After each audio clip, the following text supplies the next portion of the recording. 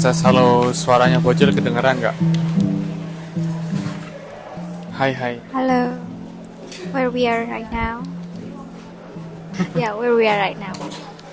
We are at Robuka. Robuka pertama ya mungkin ya. Yeah, First Robuka. maybe. Buka Ijen Nirwana, Malang. Oke. Jadi kita lagi di Robuka, rencananya buat nemenin aku WFC. WFC. Sekalian bikin playlist pertama, ngobrolin soal kehidupan mungkin. Dewan Dewan.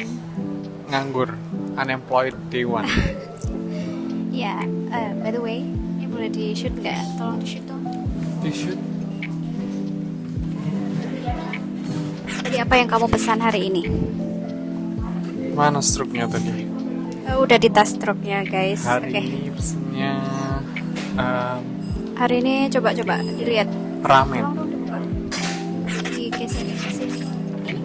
Minumannya. Dilihatin. Oh, Oke, ini jadi namanya kamu Kinoko Choco Hazel. Bentar.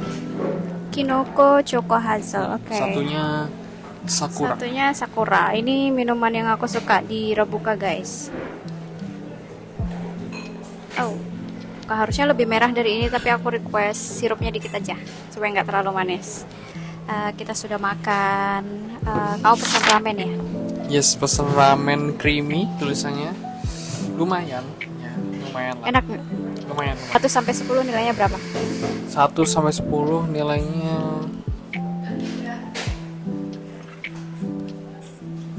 7.5.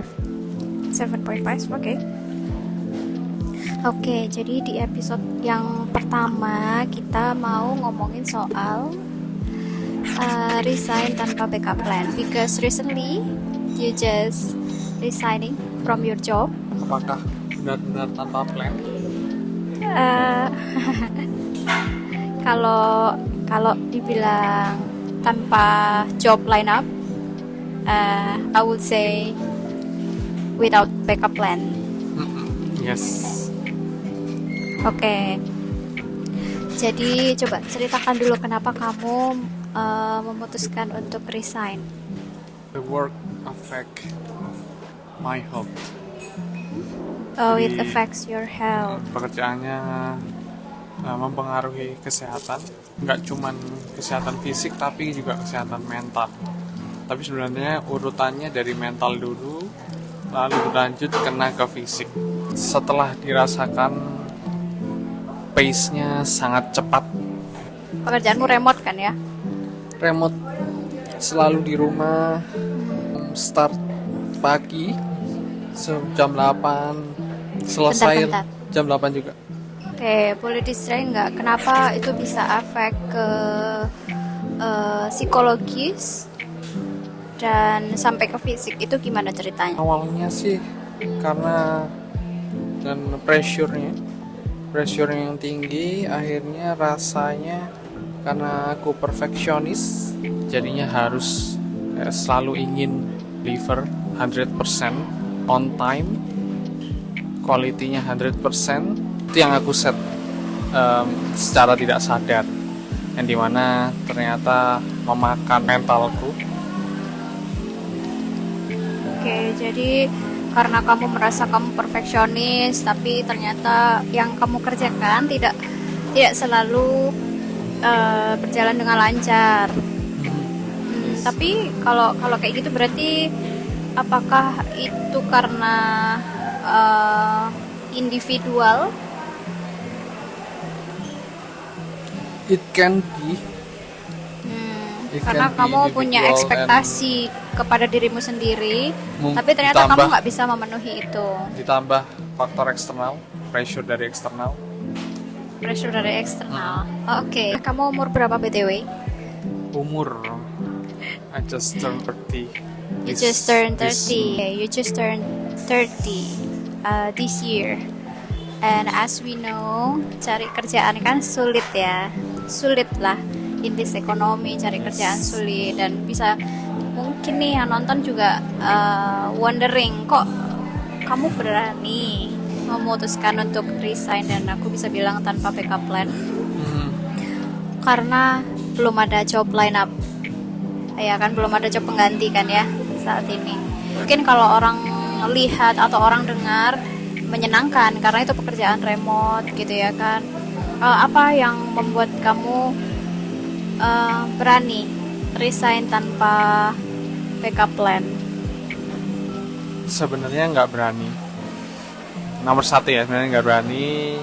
Yang perlu kita cari itu apakah benar-benar tanpa backup plan. Tapi kalau dari sudut pandang tidak punya pekerjaan setelah resign, itu bisa dibilang no backup plan, karena yang dipikirkan yang pertama kali adalah menyelamatkan diri dari segala penyakit akibat dari bekerja dengan ekspektasi seperti itu. Karena waktu menjalani hal tersebut, mau cari pekerjaan dulu pun sulit, karena back kembali ke psikologis tadi. Jadi yang dirasakan adalah cemas, berdebar, hingga tangan bergetar setiap pagi, selalu was-was terhadap masalah yang akan datang dari manapun, entah dari klien, entah dari internal, yang mengakibatkan sampai akhirnya kondisi psikologis jadi berefek kepada tubuh. Udah yang dulunya punya asam lambung sekarang udah naik level jadi GERD. Karena bisa dibilang kamu nggak kuat ya, karena rasanya sangat berat.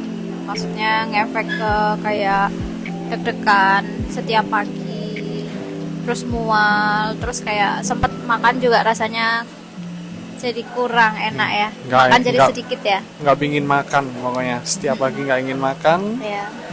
Ngaruh ke tidur nggak? Nggak ya? Tidak susah tidur, tapi tidak ingin bangun paginya. Ya. Inginnya tidur terus sampai selesai. Kan ini kan ngaruh ke psikologis ya. Kan kamu juga sempat ke psikolog kan.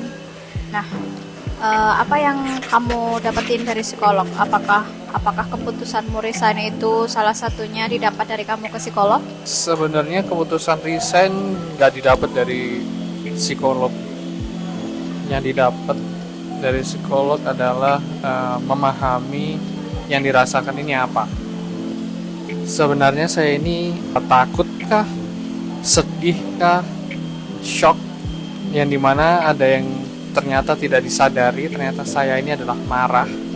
Yang dialami ternyata emosi paling tertingginya adalah marah, yang dimana itu tidak pernah disampaikan, dilampiaskan, diluapkan.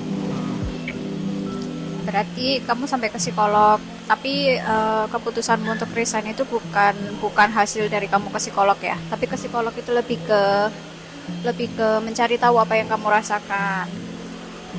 Yang pertemuan pertama itu. Pertemuan kedua kita mencari coping mechanism. Setelah dicek, ternyata coping mechanism cuma 2, yaitu adalah tidur dan bermain game.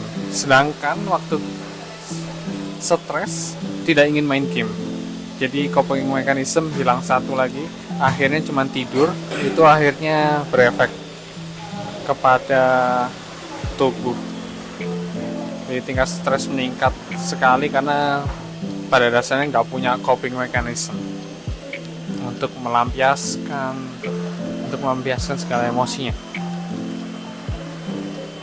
Oke. Ya, terus apa yang bikin kamu berani untuk resign?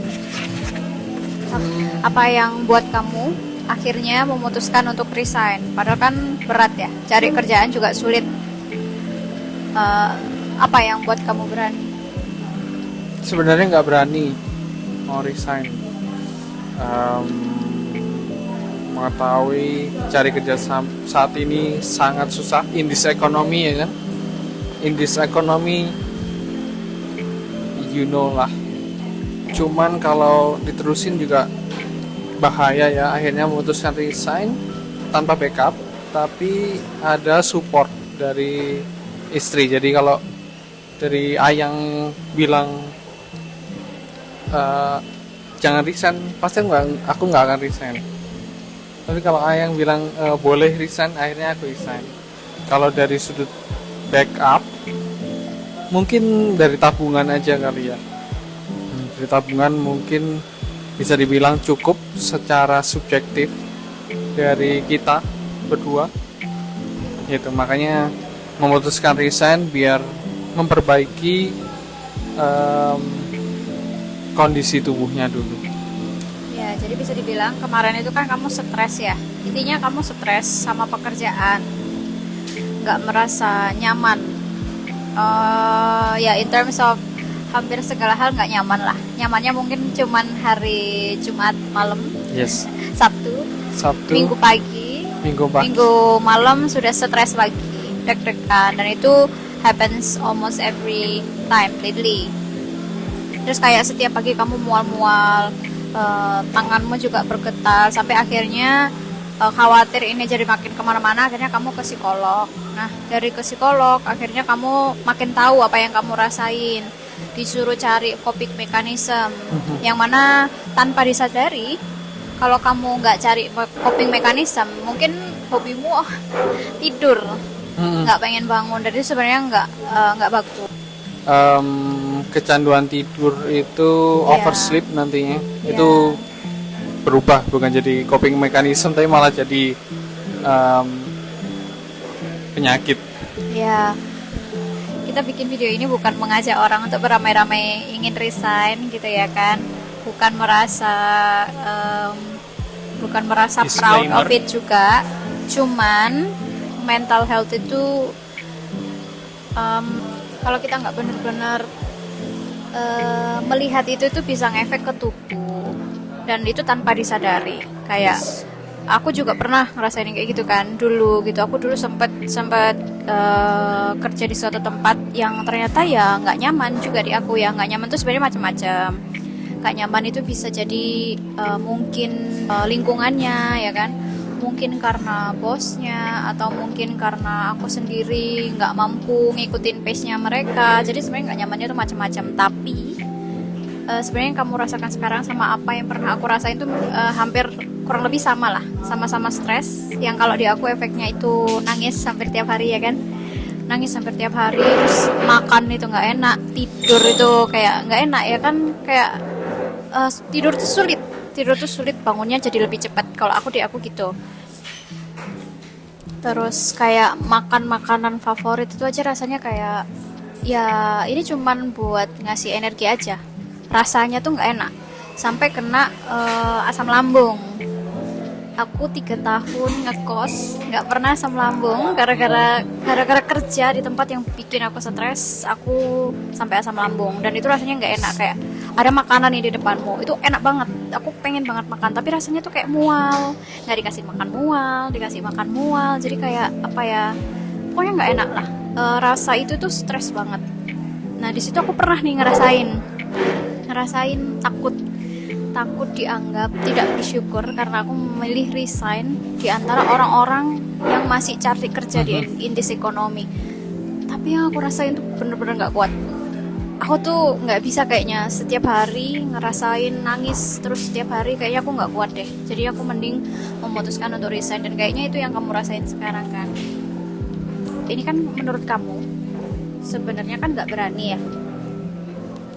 Kamu kan sebenarnya katamu nggak berani mau resign, tapi karena support system itu ya wes nggak apa-apa, resign aja, bisa cari di tempat lain. Akhirnya kamu berani untuk memutuskan resign. Nah misalnya ada teman kamu nih bingung sama ngerasain kayak stres di pekerjaan yang mungkin sampai ngefek ke fisiknya, entah kayak aku nih jadi sakit asam lambung, kayak kamu yang setiap hari gemetar karena khawatir gitu ya, rasa takut.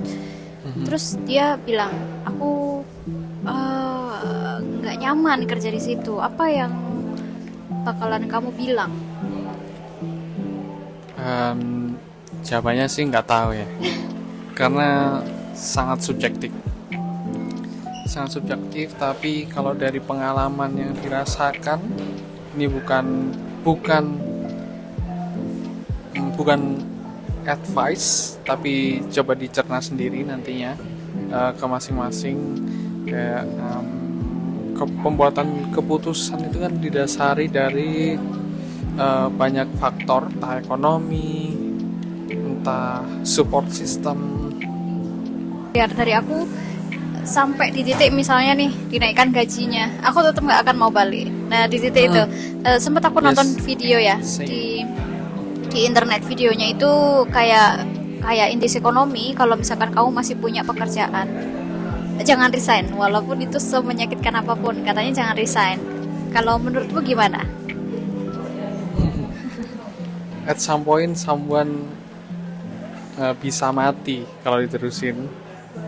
At some point juga kalau nggak nerusin kerjaannya juga bisa mati. Jadi nggak ada komen karena semuanya subjektif sih. Ya aku lihat dari komennya ya 50-50 lah. Ada yang bilang ya udah resign aja, ada yang bilang jangan resign karena cari kerjaan sulit. Ya emang cari kerjaan sekarang itu sulit banget. Cuman kalau dari POV ku nih, ini pure dari POV ku ya, kalau suatu pekerjaan itu memang benar-benar bikin kamu stres, makan nggak enak, tidur nggak enak, terus kayak mungkin di titik kalau misalkan gajimu dinaikkan sampai beberapa kali lipat, kamu tetap nggak mau, ya itu mungkin sebuah tanda untuk kamu resign. Tapi ada tapinya, resign itu kan nggak bisa kayak sembrono, oh aku mau resign nih besok resign, ya kan nggak juga. Kamu juga kan memutuskan untuk resign nggak dalam waktu 1-2 hari, kan kamu sempat mau resign terus ternyata nggak, dulu kamu coba sampai ternyata 2 bulan kamu coba ternyata juga nggak berefek. Yang lebih baik akhirnya kamu memutuskan untuk resign, benar-benar resign ya. Yang perlu digarisbawahi adalah nggak boleh sembrono. Memang kapasitas orang kan masing-masing ya, kayak dia bisa stres karena hal ini, aku bisa stres karena hal itu.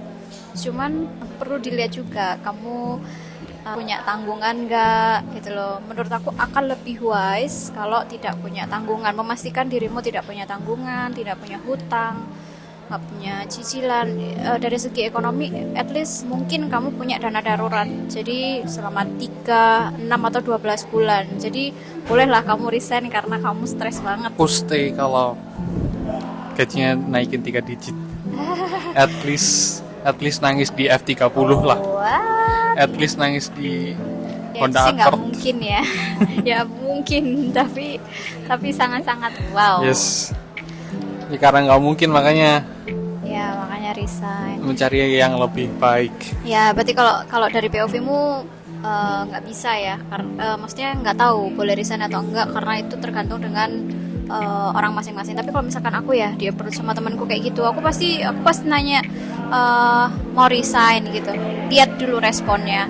Mungkin dari aku tanya gitu dia bisa bilang kayak nggak bisa, aku punya cicilan, atau pengen sih tapi aku nggak berani. Nah kalau misalkan dia jawab gitu, mungkin tak jawab kayak ya kenapa nggak berani, bisa kok cari kerjaan di tempat lain gitu loh. Banyak rezeki yang bisa kamu cari di tempat lain, nggak harus di tempat itu. Kalau memang misalnya tempat itu tuh bikin kamu stres yang kayak kita ceritain tadi. Jadi Itu sih baik. berarti keputusan itu didasari itu juga kayak background kita, tidak ada cicilan, dengan keadaan ya tidak ada yang mengejar lah, jadinya aman dari segi cash flow untuk sekarang. Tapi untuk kedepannya harus segera cari kerja. Ya apa?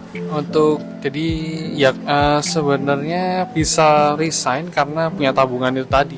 Tapi tabungan ini sebenarnya bukan membuat kita kaya, tapi bikin kita aman aja sih. Gitu. Makanya bukan aman sih, lebih ke punya pilihan untuk resign, untuk melakukan yang lain, mungkin usaha yang lain. Gitu sih. Karena kita punya tabungan, kita punya pilihan untuk itu. Gitu. Ya sebenarnya kan aku juga nggak expect ya, kita kerja nih di suatu tempat, kita nggak expect gitu loh kalau kita bakalan stres di tempat itu gitu. Tapi kalau memang keadaannya, misalnya guys, suatu hari kalian kerja di suatu tempat terus ternyata nggak cocok, dari segi apapun itu, terus akhirnya bikin stres. Terus kalian berpikir untuk resign, ya memang harus dipikir matang-matang.